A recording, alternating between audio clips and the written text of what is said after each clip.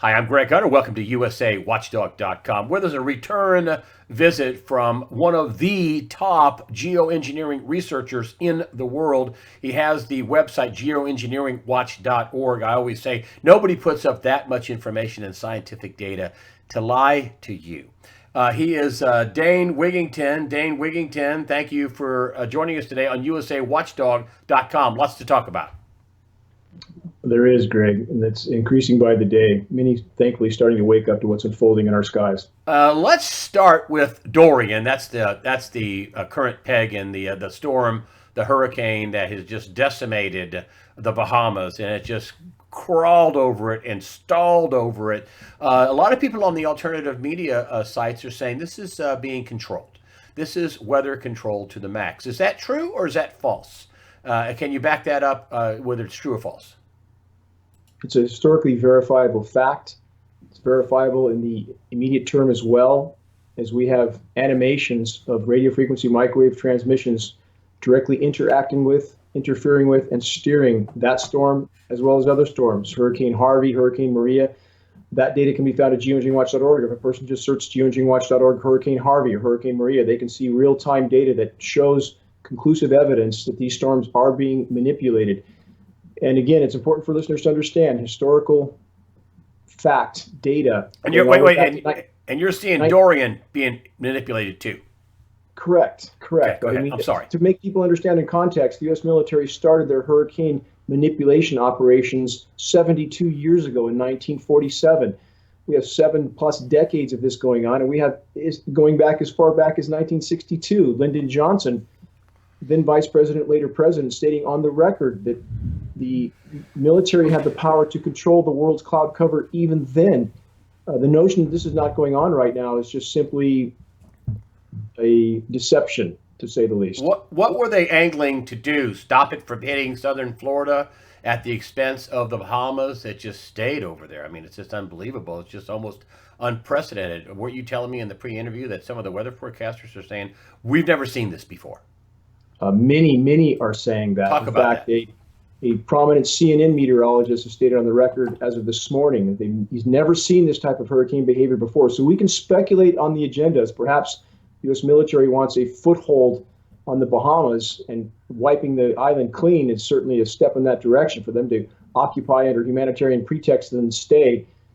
We can, again, speculate on the agendas, but the fact that that storm is being manipulated and stalled is absolute, indisputable fact. And we have facilities like HARP. Many of your listeners have heard that term. They don't know what it is. It's an ionosphere heater, ground-based radio frequency microwave transmitter that can heat upper levels of the atmosphere and create high-pressure domes. What do we have steering Dorian? 2 high-pressure domes, high-pressure systems, one on the west side of Florida and one on the east side of the storm. And the clockwise rotation, like gears, with the Hurricane Dorian in the center, has kept that storm stationary in that place. And that is a signature of ionosphere heaters, Greg. So the bottom line is this technology exists. We have the stated goal of the U.S. military to control this type of weather phenomenon. And we can speculate as to the agenda, but the fact that these storms, and Dorian included, are being manipulated, Dorian, Harvey, Sandy, mini cyclones, absolutely indisputably manipulated, that's beyond dispute. What do you think they're doing with Dorian, for example? Just stopping it from hitting the east coast of Florida? There's much more to it. The agendas are certainly complex. Military-industrial complex doesn't do anything that's not complex, if you will. So as that storm is now predicted to skirt the U.S. East Coast, pumping moisture into the atmosphere that will be then scattered across much of the eastern seaboard, and then it's chemically ice nucleated. What is that? That's a patented process of materials that are seeded into cloud moisture that causes an endothermic, an energy absorbing reaction, which creates a cold dense layer of air that descends to the ground. What's the bottom line of everything I'm saying? It creates an engineered cool down zone over the most populated portions of the United States. So what do we see in a global perspective? We see the 2 countries with the largest militaries by far, the U.S. being the largest by far, bigger than the next 10 biggest militaries combined. We see over the last 5 years, in the case of the U.S., the eastern half of the lower 48, is the most anomalously less warm region in the entire world. That's not nature. It's not coincidence. It's geoengineering. So what does that do? It confuses and divides the population in those most populated zones of the U.S. as to the true state of the climate. They are engineering cool downs, very toxic cool downs over the most populated regions again. And Greg, you've seen the massive hailstones that are now normal falling all over the globe? Yeah. My car just got hit with hail. Another result of chemical ice nucleation. It starts that process of nucleated buildup in the cloud sooner. Hailstones get much larger, and we're not guessing. We've done lab tests of this material, and every element we see in climate engineering patents is in this frozen material that's now doing horrific damage all over the globe. Again, this is part of climate engineering operations. Well, one of the other things I wanted to get to are the wildfires, and you brought that up, which is you're saying is a function of climate engineering. Wildfires in Brazil, we've heard about those, but you said they're worse in Africa. What's going on with that? You think they're done purposefully for a geoengineering, particulate matter to put up to block the sun type deal? Tell me about the wildfires. What do you think is going on with all the wildfires that we're seeing globally in South America and in Africa? I want to be careful how I frame this because, again, it's a very complex scenario. We have many, many sources of ignition for those wildfires. We're not claiming to make come to any conclusions on the sources of ignition for the fires. What we are saying is that the conditions that are being orchestrated to more conducively create these burns, i.e. cutting off the flow of precipitation, lower atmospheric humidity, the toxic elements that we know are in the rain that are affecting root systems, which are starting a slow demise of forests all over the globe. The template is being set for these wildfires by climate engineering. There is absolutely no question about that. So again, I want to make very clear that the source of ignition for these fires, for example, in the Amazon, are many. Farmers that are trying to clear forests that are now being given the go-ahead from their government to burn everything down. That's a whole separate issue. But what we are stating is, again, very clearly, scientifically, verifiably, the conditions that are facilitating these ferocious wildfires are absolutely a result of climate engineering. I encourage your listeners to search the engineering wildfire section on the top toolbar of the homepage of geoengineeringwatch.org. They'll be shocked what they learn. And we have data that shows conclusively that the climate engineers have made it an objective in order to create the effect of a volcano, incinerating forests that load the atmosphere with sun-blocking particles that then spin toward the polar regions because of the Coriolis effect of the planet. So bottom line is, all available data indicates that the epic wildfires are being used as a last-ditch desperate measure by the climate engineers to put enough sun-blocking particulate matter into the atmosphere to temporarily mask the implosion of the polar regions on which our future literally depends. The significance of a total loss of summer sea ice in the Arctic is immense because then the heating goes exponential, methane release from the seafloor goes exponential. That methane fills the atmosphere and covers the planet like a layer of glass, and we're on track for what's known as Venus syndrome, Greg. So again, this is a complex scenario, but I encourage your listeners to search and try to understand the data in our engineering wildfires section. They will be shocked. So you think how much time are they trying to buy us? At this point, even one more year of an ice-free Arctic is what they appear to be trying to stay off. And we're seeing completely falsified data now from these Arctic sea ice extent is completely being falsified. And you have many in the academic community starting to allude to that fact, just like we have meteorologists on Hurricane Dorian starting to state on the record that they've never seen this kind of behavior before. And we hope that's a step toward them telling the whole truth and not just beating around the bush. So in regard to the Arctic, the multi-year ice is gone. All we see is sea slush. And back to the chemical ice nucleating factor that I just spoke about, we see sea surface nucleating going on, which means these materials dumped on the sea surface can create a slush on the surface that's being considered sea ice, which is not actually sea ice, of course. And to see a result of this, Greg, I would really encourage your listeners to search this. Search Lake Michigan ice balls. And they'll be shocked at seeing the result of these types of materials on a surface of water. if they search that simple title, Lake Michigan ice balls, they'll see scenes that are shocking.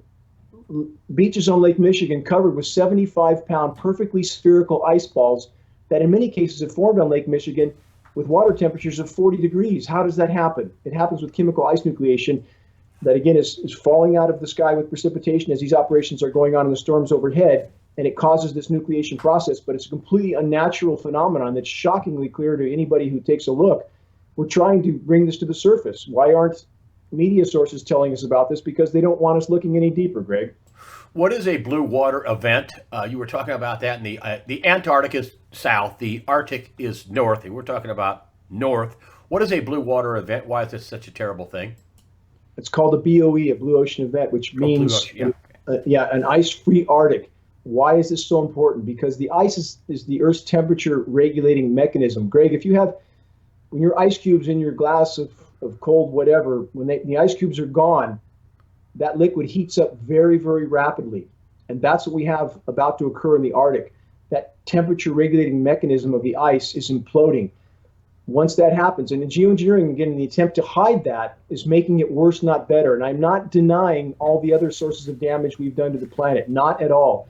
But I'm simply saying that we can't have a legitimate discussion about climate or the state of the climate without first and foremost addressing the climate engineering factor. When the ice is gone, the ocean, instead of reflecting 90% of the sun's incoming thermal energy with the ice, which is white, which reflects the sun, the dark ocean absorbs 90% of that energy. So the heating goes exponential. The oceans warm much more rapidly still, and frozen methane deposits on the sea floor begin to thaw and release and migrate up through the water column to the sea surface and then into the atmosphere.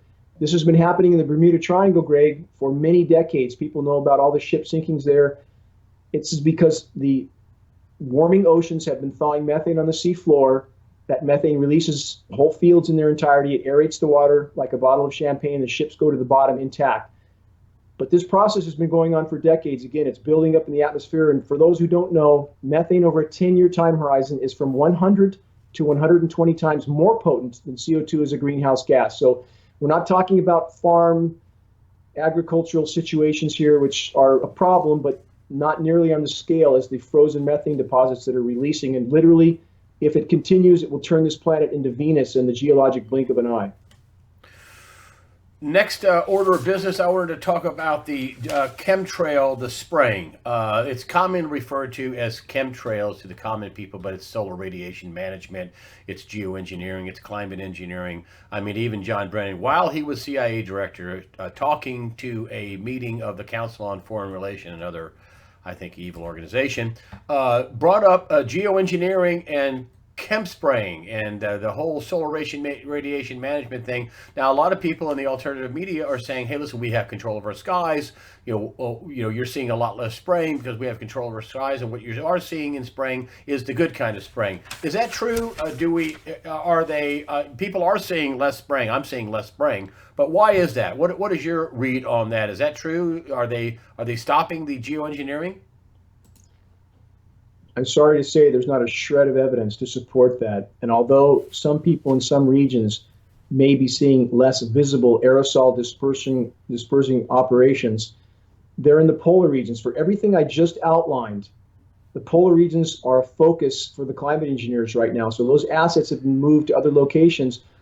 And we have current photographs of blanket grid pattern sprayed skies from all over the globe. We look at NASA satellite imagery every single day, and we see massive spraying operations occurring over the oceans, for example, especially in the northern latitudes at this point, because we're nearing the end of the melt season. So those assets have simply been moved. And again, the severity of what I described, what's unfolding in the polar regions, the Arctic and Antarctica, is so grave for the planet that the climate engineers, again, are focusing on masking what's unfolding from the population as long as possible. And I want to stress that. They are not benevolent operations. Climate engineering is not benevolent in any way, shape, or form. It's ultimately about power and control. Weather is being used as a weapon all over the globe. The military has stated this is their crown jewel weapon. They can topple countries or destabilize them without the populations of those countries ever even knowing they went to war. They're not about to give this weapon up. But in the course of the damage being done to the planet, not just from geoengineering, but all forms of human activity that alter the energy balance of the planet. They are using these operations to try to mask the severity of what's unfolding on the planet. As I described earlier, in cooling off the most populated portions of the U.S. with the processes I've already described, they confuse and divide the population as to how severe conditions are with the climate collapse, and thus they can keep business as usual a little longer. So bottom line, with any notion that there's been a reduction in spraying or aerosol operations or geoengineering, absolutely not true. It's simply located over other regions for other purposes. And we have photographs every day coming in from areas all over the globe that show horrific grid pattern spraying. And I hope people who think that these operations have been stopped take the time to actually investigate and not just think whatever they may see or not see above their own heads is indicative of the whole planet. It is not. Some headway. You have a lot of people in the background watching geoengineeringwatch.org, looking at your site. Are you making some headway with the powers that be in the background? I mean, don't they all have families? Don't they understand how terrible this is? You've said in the past that the one best thing that you could stop doing is just stop geoengineering and allow the planet to try to heal. Are any of these people making any headway in the background? We are told yes. From some of our contacts, former military and agency contacts, we are told that many are beginning to wake up to the fact that they've been lied to, which is no surprise. How often has that occurred in history where our government has simply lied about a threat because those at the top with the true power have motives that are not benevolent? And too many down the line, Greg, choose to blindly believe that because their paychecks and pensions depend on them blindly believing it. We're told many are now waking up again, understanding that these programs are not benevolent. They're not meant to mitigate in any constructive sense. They're simply meant to mask and hide the severity of what's unfolding. Again, an abrupt climate collapse. And I want to stress, this is not about Al Gore or carbon credits. Those are both shams, if you will, in many ways. I'm not an Al Gore fan, and carbon credits are certainly a sham. This is about reality, and I encourage people to just get past ideology, bias, and preconception and understand we have been absolutely horrible stewards of our planet. Climate engineering, the most aggressive form of planetary destruction of all. So yes, we believe people are waking up behind the scenes, but not fast enough. And we need everyone who has any regard for their future, their children's future, to understand the severity of this issue. It's not just decimating the planet, the biosphere and ecosystems on which our lives depend. It's toxifying every single breath we take. That's why Alzheimer's, dementia, breathing disorders are going off the scale. And I'm not ignoring sources of pollution. I recognize that. But the intentional dispersion, stated intentional dispersion of putting tens of millions of tons of incredibly toxic heavy metal and chemical and polymer particles into the atmosphere as part of geoengineering is literally, again, toxifying every breath we take. And Greg, you've probably seen recently that scientists are now reporting massive amounts of microscopic polymer fibers, plastic particles showing up on tops of mountains and everywhere else. You've seen those headlines? I have not, but go ahead. I believe you. Encourage your listeners to look that up because that's certainly fallout from climate engineering as well. Polymer fibers are named in climate engineering patents. So these scientists are scratching their heads as to where is all this coming from, speculating about the potential sources while ignoring the climate engineering elephant in the sky. Same with bee collapse, Greg. And you know the bees are collapsing, I think. Most people do. Yes. And we certainly have a lot of problems there. We have farm chemicals, we have radio frequency transmissions, many of which are connected to climate engineering also. But we have aluminum. And I encourage, that's a primary element in climate engineering patents, by the way, aluminum, primary element. So I encourage your listeners to search bees aluminum, and they will find peer-reviewed study that states clearly the bees are dying of symptoms that resemble Alzheimer's and dementia in a human being because they are packed full of aluminum.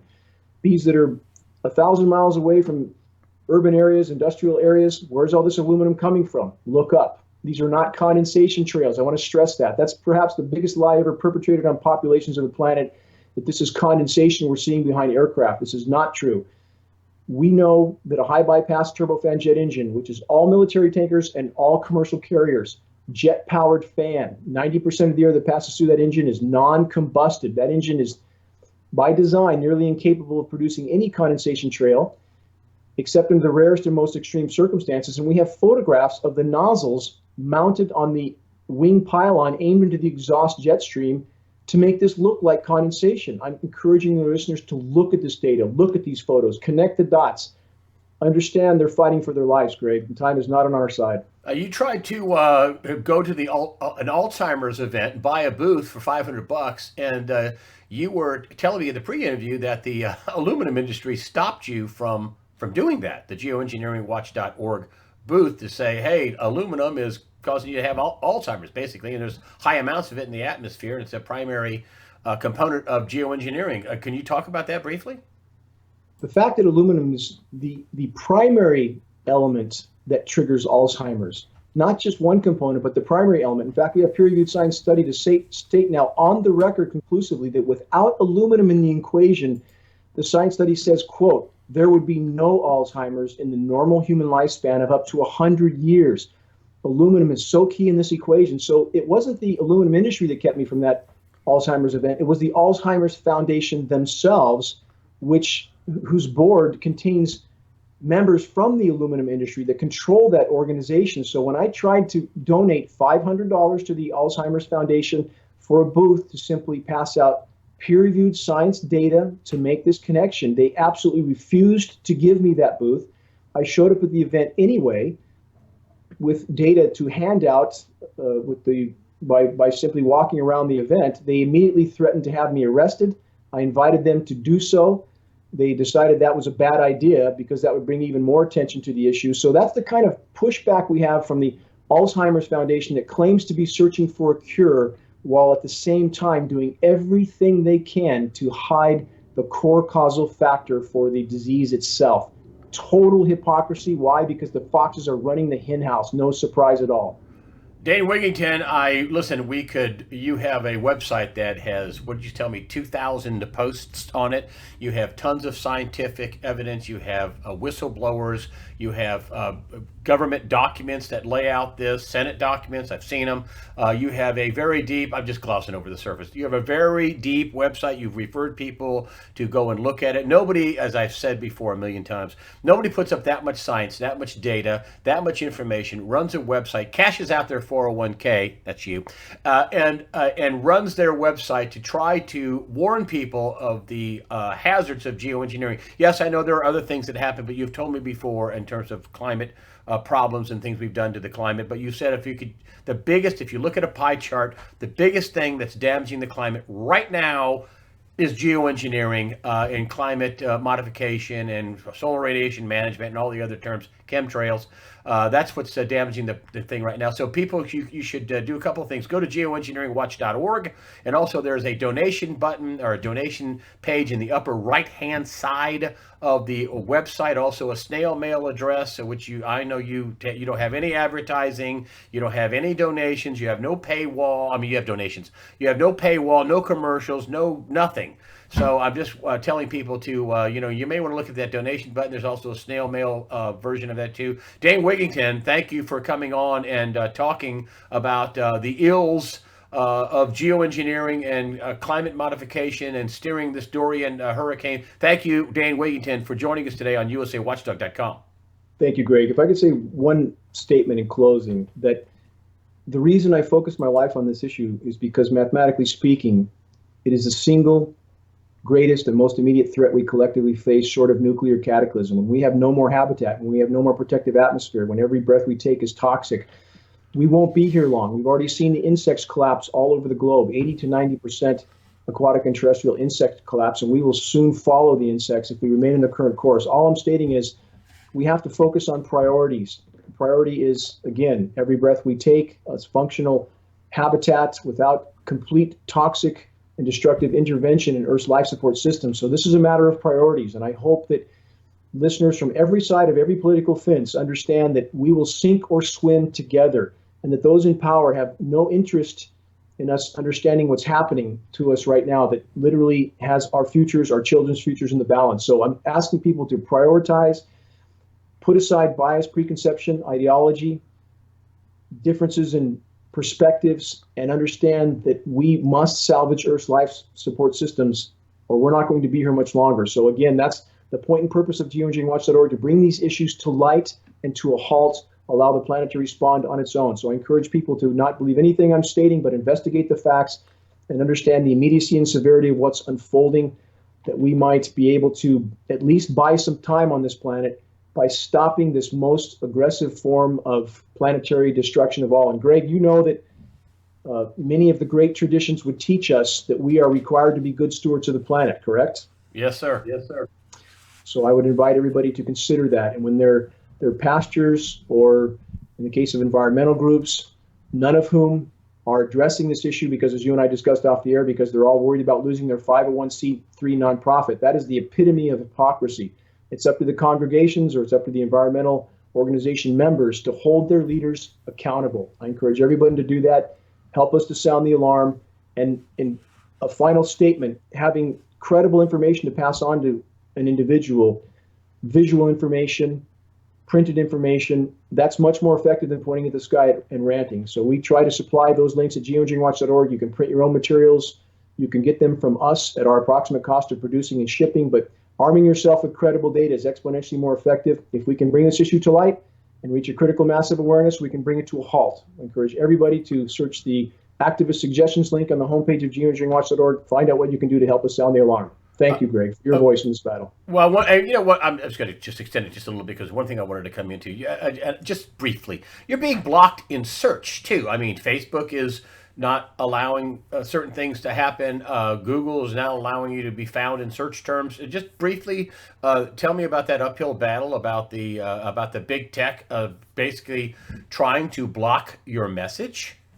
What social media does not want is when people hear the term geoengineering and they're seeing that term used by science institutions and governments all over the globe. They don't want people to search that term and find a source that makes clear these programs are not a proposal, but a lethal reality. And they don't want people to find that data. So although our site is the largest site in the world on the subject with nearly 34 million visitors, and we were at the top of the first page for a Google search of the geoengineering term, about 6 months ago, Google completely deleted our website from a search of that term from 19 pages they have on the subject. If you search Bing or DuckDuckGo or other search engines, if you search the geoengineering term, we are still the top of those pages for the moment. Start Page, that search engine, also deleted geoengineeringwatch.org. Now we have Facebook flagging our posts and telling us that we cannot use that our post was flagged because of the geoengineering term. So Facebook is not even allowing us to use a science term that is used by science institutions all over the globe. Total censorship is occurring right now on this issue, because the power structure, if this issue comes to light, if the public finds out that they've been subjected to a grand and lethal experiment from which there is no return, I want to stress that much of the damage done, not just to our own bodies, but to the planet, to the atmosphere, is irreparable in any time frame that matters. Doesn't mean we might not be able to salvage some part of Earth's life support systems, but the damage done in many senses is irreparable. And if the public finds out that they've been subjected to this experiment from governments all over the globe, including our own, that are colluding and cooperating on this issue, by the way, I want to stress that. Our Senate documents prove that superpowers that seem to have opposing interests are cooperating on this issue. If the public finds out, I would argue we would create a shockwave all over the globe. We would overturn the paradigm. The public would realize that they are not just expendable to those in power, but an increasing liability, and that this weather weapon will kill us all if it's allowed to continue. We need to bring this issue to light, Greg, and that effort will take all of us. We need to get past the social media censorship, and that's done by what I just described. Arm yourself with credible data, share it with others, ask them to do the same, help us to bring this issue to light. If we can bring it to light, we can bring it to a halt, and all of us are needed in that effort. Dane Wigington, geoengineeringwatch.org, the donation page, upper right-hand corner, the donation snail mail address also up there. Just trying to help you out, man. You do this all on your own with nothing. You're not sponsored. You pour all the money back into it. Dane Wigington, thank you for joining us today on USAWatchdog.com. Thank you for your voice in this battle, Greg.